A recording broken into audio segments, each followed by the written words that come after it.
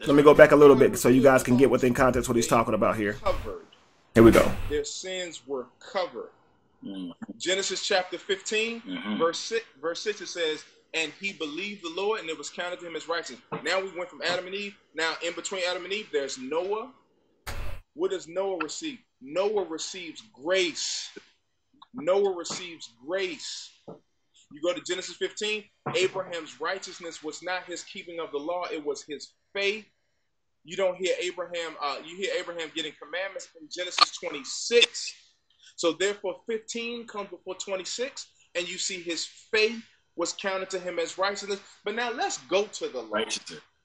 Let's go to again, before he goes to the law, guys. All right. He's speaking to Zipporah and how she sacrificed her son, right? I mean, not sacrificed her son, but circumcised her son. And then God forgave Moses, or showed grace to Moses, where God was going to kill him. Now, a lot of people operate by this belief that God is the same yesterday, today, and forever. He does not change. However, when Moses neglected his right of circumcising his own son, right, cutting the skin off his penis that God created with the skin on it, but somehow wants you to remove it so you can have a relationship with him.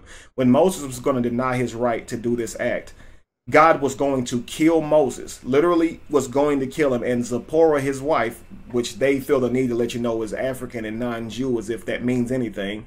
The myth has it that she circumcises her own son, right, and then throws the skin on the ground. And of course, when the blood hit the ground, God changes his mind. When he doesn't never change his mind, but he somehow changes his mind now, because where he was going to kill Moses, now he's not. And that's called grace, right? And the very sheer fact that God is going to kill this dude for not cutting the skin off his son's penis, which is something a God shouldn't even care about, right? None of that Saul is not graceful, but the sheer fact that God didn't kill Moses because Moses' wife chopped off the skin of her son's penis is grace to these guys. This is what I mean by a religious mindset. It just comes to whatever conclusions you want to because you want to end up at that conclusion. It's always unfair. It's never reasonable. And this is why I say we need to apply a critical mind to this stuff. It's very dangerous to think this way. I just want to also add that most people, like from a scientific standpoint, would recommend cutting the tip of the penis off because there's a lot of good nerve endings there. You can also maintain a clean penis with absolutely foreskin or whatever you want to call it. But so there's really no reason to do that, and it's only usually for it's pleasing aesthetically, and it's also for religion. Right. So that's usually the only two categories that purpose falls under. So it's really why God would find satisfaction with the way a man cuts his penis is really weird. And I'd venture to say this only aesthetically pleasing, or more aesthetically pleasing, because we've been taught to think that's how it's supposed to look. So this also cultural. Absolutely. Yeah, that's the standard, correct. All right, let's continue. Yes, sir. Before we get to Exodus 20 and we get the law, this deep 3 comes before 20. All right, we can count. And the one whom God gave the law. You said that already. Like 16 comes before 20. So God uses an African woman by the name of Zipporah. An African woman. I don't understand what he's so excited about that she's African. Circumcises the son. A sister. And throws. It was in Africa, like it's where all this happened at. Taken out. So the one whom God revealed the law to was guilty of breaking it, but was given grace through his wife, an African woman, a non-Jewish woman.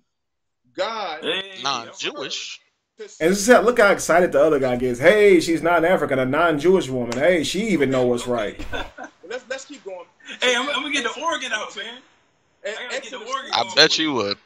Exodus chapter 14. This is how they do it. Yeah, why you need an organ? Sedate me. Right. Yeah. We dealt with Genesis 3, there's grace. Right. Genesis 6, there's grace. Genesis 15, there's grace before we get to chapter 26, where Abraham is given commands. Exodus chapter 3, there's grace. Exodus chapter 14, there's grace, because Exodus 14 is when the people of Israel that's cherry picking. Through the Red Sea. God causes the water to stand up at attention, and it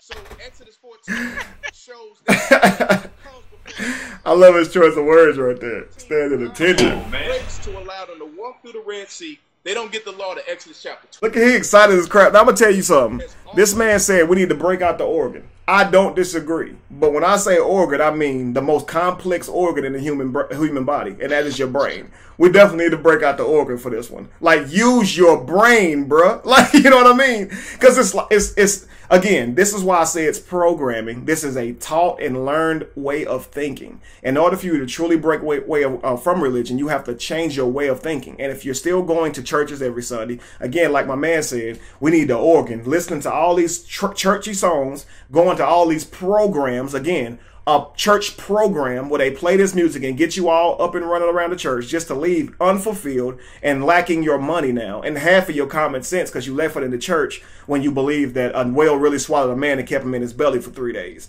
You see what I'm saying? These type of ideas, you need to start using your brain, because if you continue to think this way, you're never going to break away from religion. In order to accept this stuff, you have to accept all of this too. Like, I got to go listen to people preach about this kind of stuff and try to apply it somehow to my day, learning that God was graceful to Noah. What does that do for me, right? What does that do for our ancestors who was enslaved and hung, right? What was the grace then? We're going to read stories and get excited about them, but in reality, these stories hold no freaking water at all. But yet, let's still say these stories and get excited about it. It's ridiculous. And even if any one of their personal lives is comfortable, you know, the people who actually listen to these messages are struggling in their lives, and it's not going to help them. You know, hearing this message that God actually wasn't mean in the Old Testament. He was actually graceful because, you know, he could have cut Adam and Eve's head off, but instead he killed the goat. Hey, he's loving, right? You know, this type of idea, God is graceful because he made Solomon the wisest man in the world because Solomon killed 1,000 animals. God didn't have to make Solomon the wisest man in the world, you know, but he did. This again, and we get excited about these stories. And again, it has no meaning to your actual life at all. Like, literally, what is learning this stuff going to do for you? Why would a God even put this in a book for you to learn it?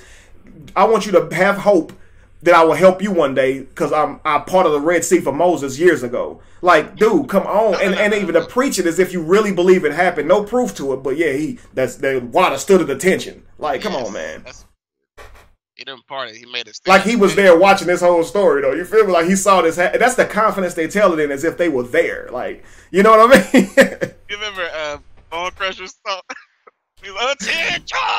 Yeah. That's what the water did. When the plasma is oozing out of your cerebellum.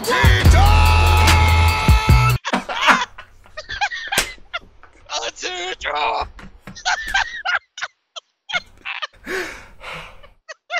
Oh, goodness, man. Yeah, man. Come before the law. That's how God rolls.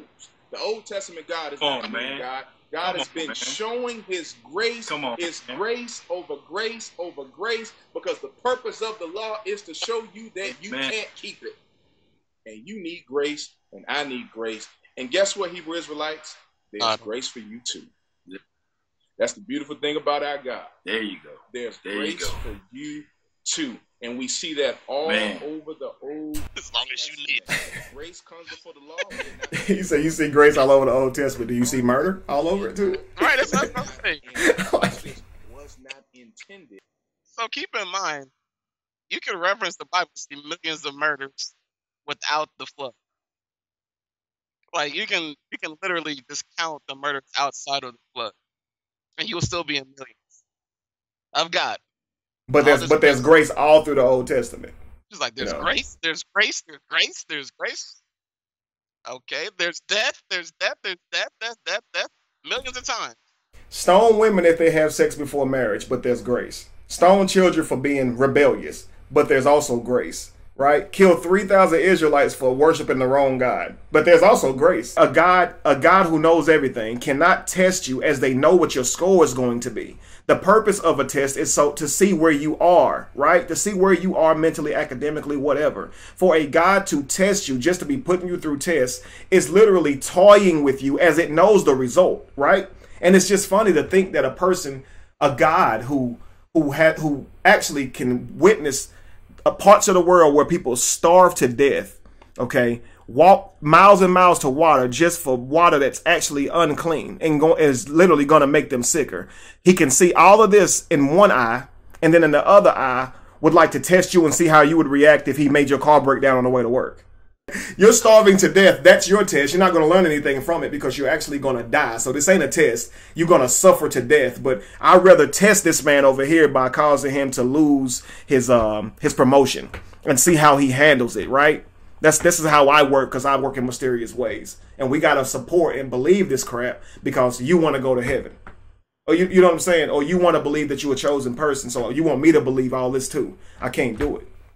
I simply can't do it. When you apply a critical mind to this idea of an all-knowing, all-loving God, and you look at the first story in the freaking Bible, it speaks to this dude not being all-loving and not all-knowing at all. Like, you see what I'm saying? Like, Adam, where art thou? That's really weird for an all-knowing person to say, you know.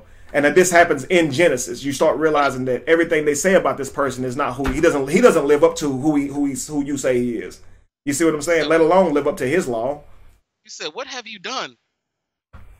Right. Like, you know what that did.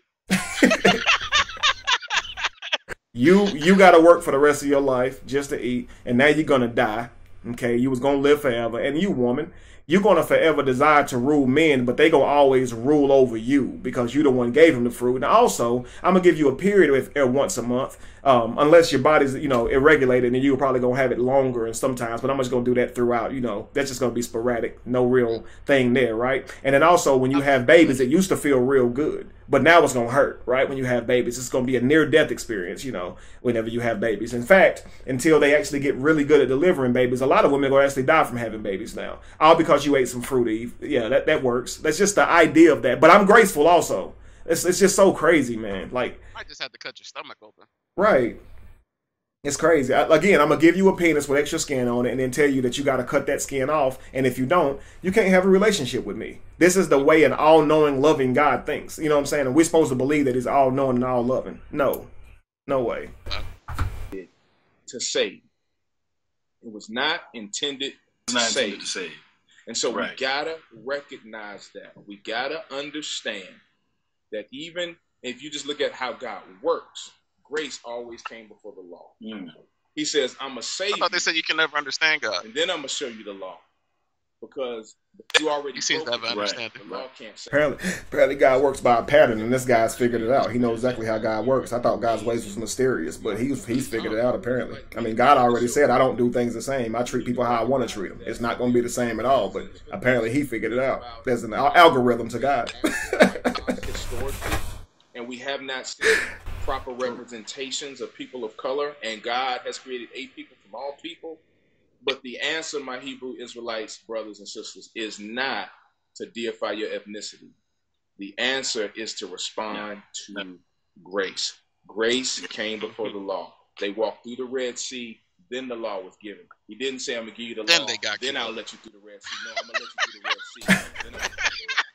Because grace always So okay, hang on. He said grace precedes the law. Let's really challenge that now. When Moses was up on Mount Sinai for 40 days, right, getting this information to put into this daggum 10 commandments, and then they realized that the Israelites was worshiping false gods. Did grace come before the law then, or did Moses destroy the very 10 commandments that he was up there writing and did not show the Israelites those 10 commandments and then sentence 3,000 of them to death? Because it doesn't look like to me that grace comes before the law. It looked like 3,000 of them got killed before law came. Before they got the law got shattered, literally broken. Moses literally broke the law, and that literally they got killed for breaking one of the 10 commandments that they never even got to read. You see what I'm saying? But God is graceful though. He smashed them tablets immediately. Right? You think they could read the 10 commandments first before you kill 3,000 of them for worshiping the wrong God? But where's the grace now? And then when you apply rules, you want to make sure people understand. Right. It's like, everybody, y'all clear on this? Like, all right, so what about this and that? Like, what if if somebody smacks me or about to kill my wife, can I kill them? Right. Like, you got to ask some questions. Right. Because, I mean, you'd have to, I mean, there would have to be some type of Q&A, right? Thou shalt not kill. But what if, because people are going to say, but what if somebody, right, trying to hurt me, am I supposed to just let them kill me? Right. What if I, then there should have to be some type of something to that. You feel me? Not just simple rules. Don't put no other God before me. But I thought you was the only God. How could I put another God before you? What? You kill for worshiping other gods, but I thought there were no other gods. You see? How many other gods are there? How many right. other gods did you make? And why would you care? Just unreal. I was a slave. Right. I was a slave to people who worship these gods. I'm worshiping the way I saw them worship, and you're going to kill 3,000 of us for it. And again, the law had not came yet. So please show me how grace comes before the law. You see what I'm saying? So please show me that. Man. I like how he just leaves those details out. Yeah, definitely. They're in the Red Sea. He not gave them the law yet, right? What about Mount Sinai? Well, yeah, you got a point there. Like crazy, dude. You don't understand like I understand. Oh boy. All right, let's finish it out. All right. Yeah, I'm gonna just throw this at too, man. Just kind of put a little bow on it. Going back to my man Paul. Let me just read this from Galatians 3. You know what I'm saying? Where he just ripping through all that legalism and Judaizing, I should say. I'm gonna start at verse. Let me see. Let me start at. Let me start at verse 22. Okay, let me start at verse 22. It says, "But the Scripture has imprisoned everything under sin's power." Are we good? Mm-hmm. Now, where you at? Oh, can y'all hear me?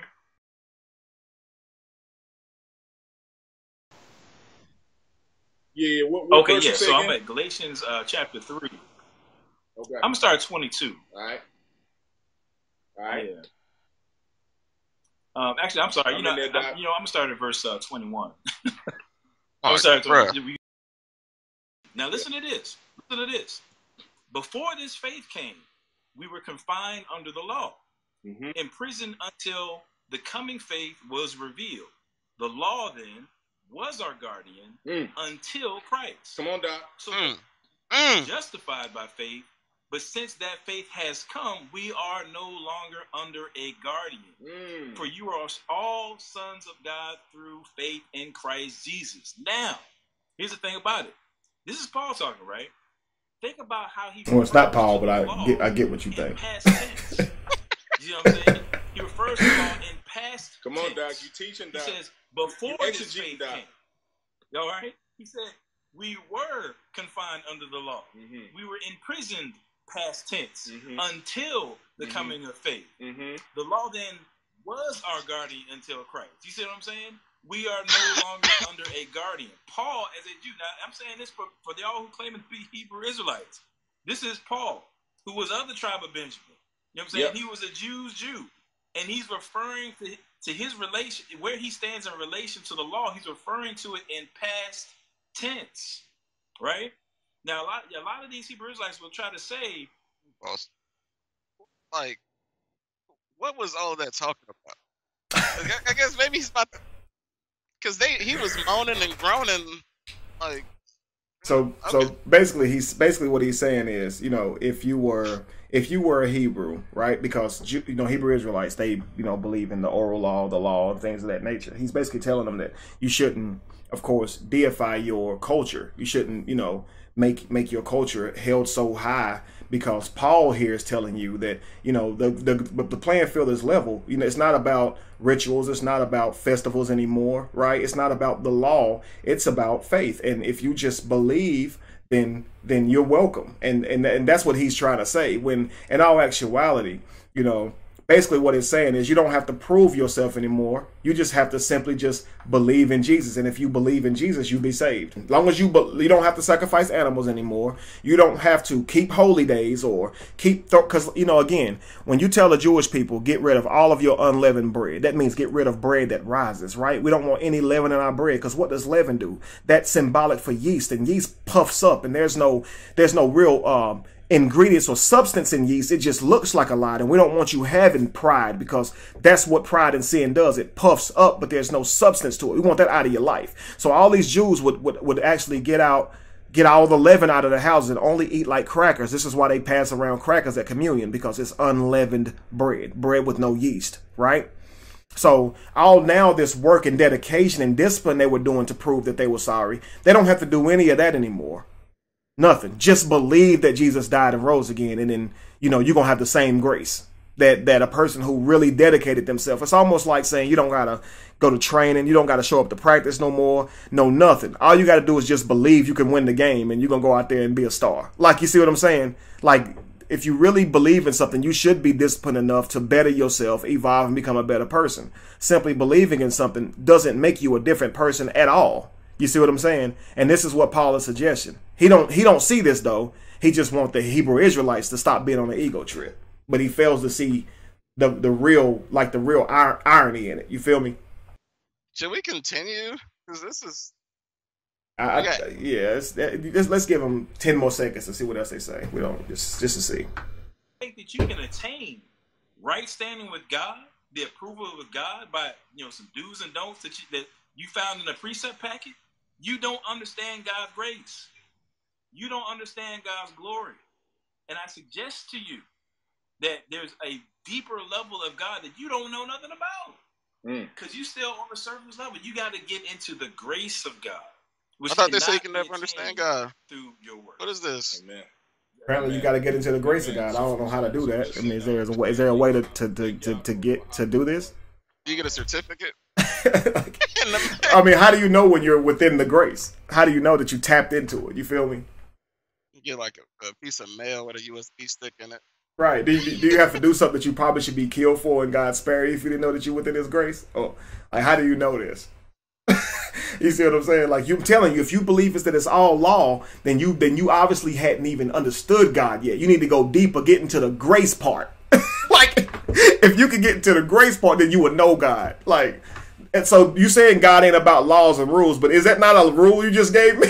Like, I have to get into the grace part in order to see God? That sounds like a rule to me. Like, you see what I'm saying? Like, a God sitting out here saying, in order to know me, son, you got to tap into my grace part. Like, that's funny, man. Like, he's completely capable of having a relationship with who and everybody that he wants to. But he would say to you, learn my grace before you know me, son. Like, prove yourself worthy. But if you just believe in me, I'll show up, you know. Think about that, man. Like, if you just think about this, you go to school for all these years to learn, to apply discipline to learn this stuff. But this God that's supposed to know everything looks at the world, I guess, totally different. You can be a person who work your butt off and try your best to get to know God on an intellectual level. But if you think logically and you want to know God on an intellectual level to really be able to understand what you're subscribing to, then you're thinking of it with a futile, minuscule mind and you will never understand God. However, if you just wanted to drop all logic and just accept it off pure belief, you will see God. How weird of an all-knowing being to think that way. Because if you applied the same idea to Islam or anything like that, then again, you can't prove them wrong because you had to use faith to accept them. If you got to use faith to accept them, how the heck you going to prove them wrong? Because all faith is don't challenge it, just believe it. You see what I'm saying? The idea of it is just completely weird to me. And it's the way of thinking, man. It just needs to change because, again, it's circular. You can't get out of it, right? Mm-hmm.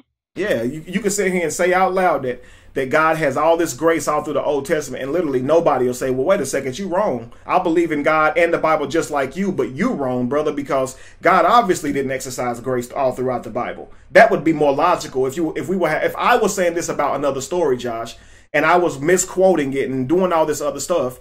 You don't have to hate me or stand in a different belief system to disagree with me and say, hey, Kevin, I read that book. You actually wrong right there. The dude didn't kill the dude. It was the other dude. It would be okay for you to correct me, but not in these type of forms. I'm going to agree with everything you say and everything. You're just going to get a whole bunch of claps. And when you hang up and get off your live, you're going to feel like you preached a good word.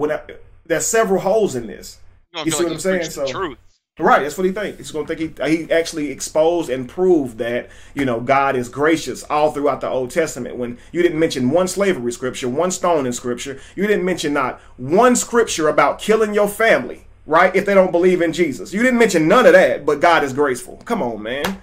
The Bible say kill your family if they don't believe in Jesus. If they look at you and say, if they try to tell you Jesus ain't real, kill them. That's what the Bible say. Where is grace? Where is the grace in telling people to kill their own brother until 3,000 people is the death toll for worshiping the wrong thing? Like, nobody was harmed for them worshiping a golden calf.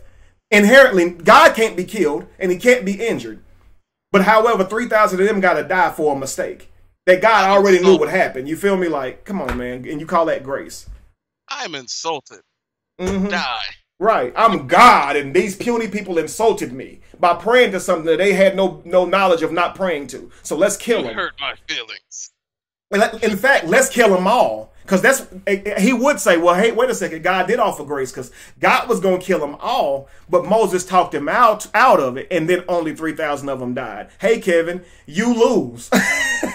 Right? Because he was going to kill them all. You're right. I do lose. Good luck with the God you believe in, dude. Like, you see what I'm saying? Like, it's just completely weird, man. Like, God had never changed his mind. Was going to kill all the Israelites, but changed his mind because Moses reminded them that they was his people and that they can be better. So God didn't kill them, but he killed 3,000 of them. But he broke the 10 Commandments that took so long to write in the first place, and he knew he was going to break them before he even wrote them. Like, it's just stupid to think that this stuff really happened. It's easier to accept it as a motif or a myth, an allegory. But to believe this stuff happened, you gotta like completely sacrifice all of your critical thinking faculties, and it's just not wise, man. It's just not wise. Yep. I think we should end on that note. Yeah, definitely. I do too. I can't stomach another second of this video. That was about 5-10 minutes. That was like 10 minutes. And I honestly feel drained. I do. I can't believe at one point in my life this type of stuff used to inspire me. I don't know how. I really don't, man. I don't see any way to apply this to my life. That some God who lived 4,000 years ago, of course, allegedly, of course, well, just because I'm talking about Old Testament, let's speak about how much grace he used 4,000 years ago. Like, who gives a darn about how much grace this dude used if he had existed 4,000 years ago? I didn't exist then. I exist in today. And what I look at is a freaking world that's crumbling. And it's not crumbling due to some devil. You see what I'm saying? It's crumbling due to the fact that people suck. You see what I'm saying? People genuinely suck, and they want power, and they willing to, starve other people out in order to have it. And there is nobody's God intervening in any of this. And you saying he got grace. Come on, man. You're not going to get me excited by reading to me an old story and try to make me look at reality different when I obviously see what my reality really is in front of me. No, I must. 16 comes before 20. Right. This proves I can count. And the Bible's real. Well, yeah, okay. Fantastic, sir. Milk comes with cereal. I'm holding up 4 fingers. My hands have 5 fingers, but when I put my thumbs in my palm, it becomes full. 9 is greater than 7. Like, you're stating the obvious so we can believe the myths you say. I don't understand that. He preaching now. Look, 3 come before 6. That's a fact. God used grace in the Old Testament. Not a fact. Yeah, you see that? Right, that's very easy. That's what happens when your brain shut off. Yeah, man. It really, that's what happens, man. I'm about to get an organ. Yeah. Where's my organ at around here? Mm-hmm. Like, this ain't doing nothing for you, partner. I use my organ. I use this organ right here, my brain. I use it every single day. Anytime somebody talking to me, I'm using my brain. I'm processing the information they're giving me. And I'm weighing that information to see if I should accept that information based on what they've shown me.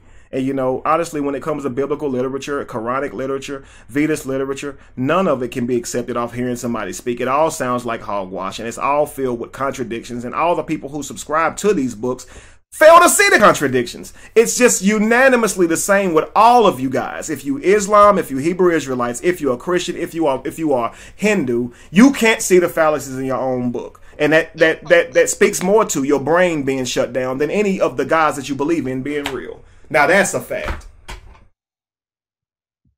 They just don't talk about it. Mm-hmm. All right, that's it, guys. This is draining. I hope you guys got something from it. Patreon. I love you guys. Peace. Peace.